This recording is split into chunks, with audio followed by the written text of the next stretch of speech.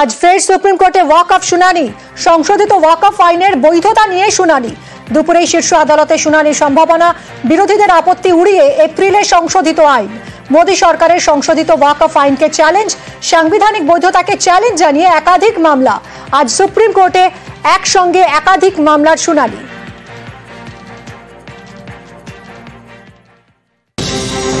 আজ মুর্শিদাবাদে মুখ্যমন্ত্রী মমতা বন্দ্যোপাধ্যায় দুদিনের সফর। মুর্শিদাবাদে মমতা বন্দ্যোপাধ্যায় বহরমপুর যাবেন। এক গুচ্ছ কর্মসূচি রয়েছে তার, আরো ডিটেল জানাবে আবির রয়েছে আমার সঙ্গে। আবির, এই দুদিনের মুর্শিদাবাদ সফরে মুখ্যমন্ত্রীর কি কি কর্মসূচি থাকছে?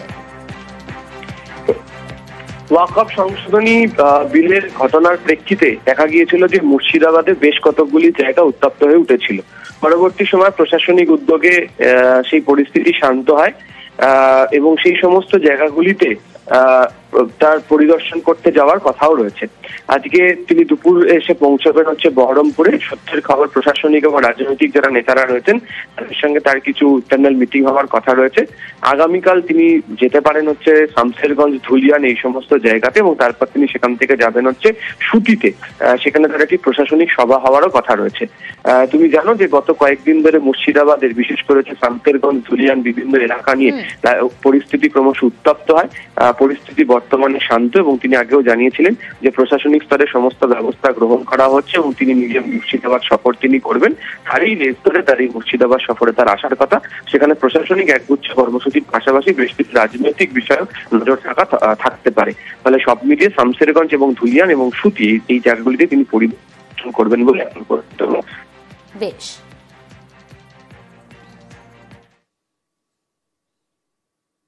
মুর্শিদাবাদে অশান্তি, পরিস্থিতি খারাপের দিকে গেলে রাষ্ট্রপতি শাসনের সুপারিশ রাজ্যপালের। স্বরাষ্ট্র মন্ত্রকের রিপোর্ট রাজ্যপাল সিভি আনন্দ বোসের। এ নিয়েই তরজায় তৃণমূল ও বিজেপি।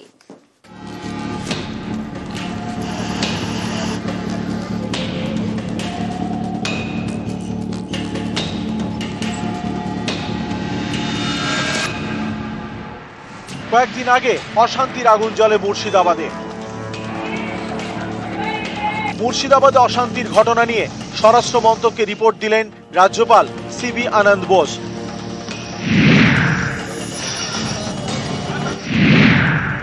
মুর্শিদাবাদের পরিস্থিতি খারাপ হলে ৩৫৬ ধারা সুপারিশের জারি রাজ্যপালের। কেন্দ্রীয় স্বরাষ্ট্রমন্ত্রীকে পাঠানো রিপোর্টে রাজ্যপাল দাবি করেছেন মুর্শিদাবাদে অশান্তির ঘটনা পূর্ব পরিকল্পিত। এটা স্থানীয় প্রশাসনের ব্যর্থতা। এখনো মুর্শিদাবাদে ভয়ের পরিবেশ রয়েছে। মানুষের আস্থা ফেরাতে এবং পরিস্থিতি নিয়ন্ত্রণে আনতে ব্যবস্থা নিক কেন্দ্র। মুর্শিদাবাদ এবং মালদায় স্থায়ী বিএসএফ ক্যাম্প বসানো হোক। আমি ওয়েলকাম করছি, রেজাল্ট চাই। আমরা রিপোর্ট ভাষণে আর রাজি নই, রেজাল্ট চাই। We want result. গত মাসে ওয়াকফ আইনের প্রতিবাদের নামে মুর্শিদাবাদে তাণ্ডব চলে। লুট, আগুন, মৃত্যু, কিছুই বাদ যায়নি। এরপর মুর্শিদাবাদে যান রাজ্যপাল সিভি আনন্দ বোস। এবার তিনি স্বরাষ্ট্র মন্ত্রককে চিঠি দিয়ে রাষ্ট্রপতি শাসনের সুপারিশ করলেন, যা নিয়ে রাজনীতির হাওয়া গরম।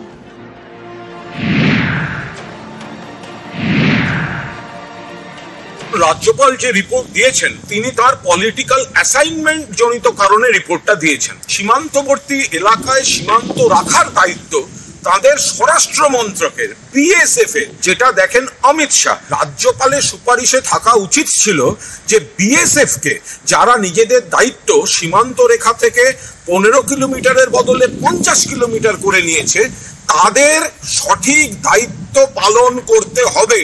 সেই সুপারিশের বদলে বিজেপিকে খুশি করার মতো একটা সুপারিশের ইঙ্গিত কি ইঙ্গিত, যদি কিন্তু এইসব লাগিয়ে এটা একটা রাজনৈতিক পত্র উদ্দেশ্য প্রণোদিত ভাবে লেখা। প্রথমত বলে দিই, বিজেপি প্রথাগত নীতিগতভাবে 356 জারি করে রাজ্য সরকার ভেঙে দেওয়ার নীতিতে বিশ্বাস করে না। বিজেপি জনগণের 356 চায়। জনগণ 26-এ জয় জগন্নাথের নাম নিয়ে বিসর্জন দেবে এবং ওই সমুদ্রে বঙ্গোপসাগরে বিসর্জন দেবে। নিউজ 18 বাংলা। মুর্শিদাবাদের অশান্তিতে খুন ছেলে বাবা। শামশেরগঞ্জ থেকে নিহতদের পরিবার সল্ট লেকে। শামশেরগঞ্জ থানায় দায়ের হয়েছে অপহরণের অভিযোগ, আর এর তদন্তেই রবিবার সল্ট লেকের বাড়িতে যায় পুলিশ। এ নিয়ে পারদ চড়ে সজল ঘোষের দাবি, নিহতদের পরিবারকে নিজেদের কাছেই রাখতে চায় বিজেপি। পাল্টা তৃণমূল বলছে নিহতদের পরিবারকে রাজনীতির হাতিয়ার করতে চাইছে বিজেপি।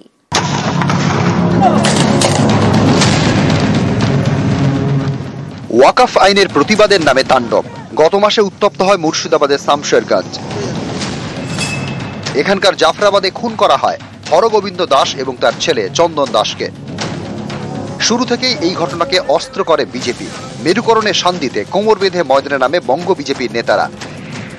এবার নিহতদের পরিবারকে নিজেদের কাছে রাখতে চায় পদ্ম শিবির।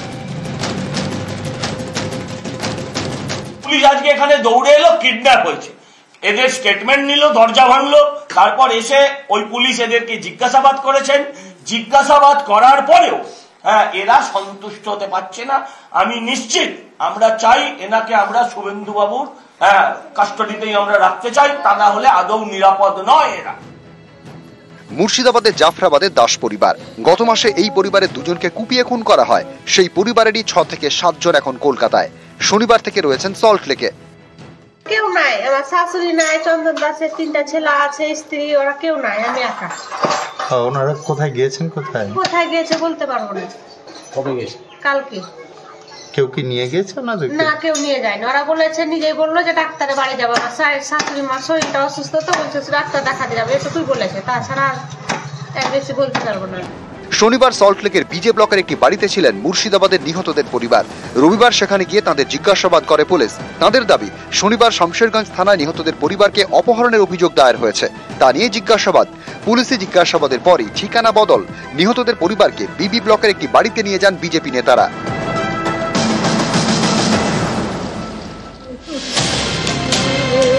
মুর্শিদাবাদের নিহতদের পরিবারকে আর্থিক সাহায্য করতে চায় রাজ্য সরকার।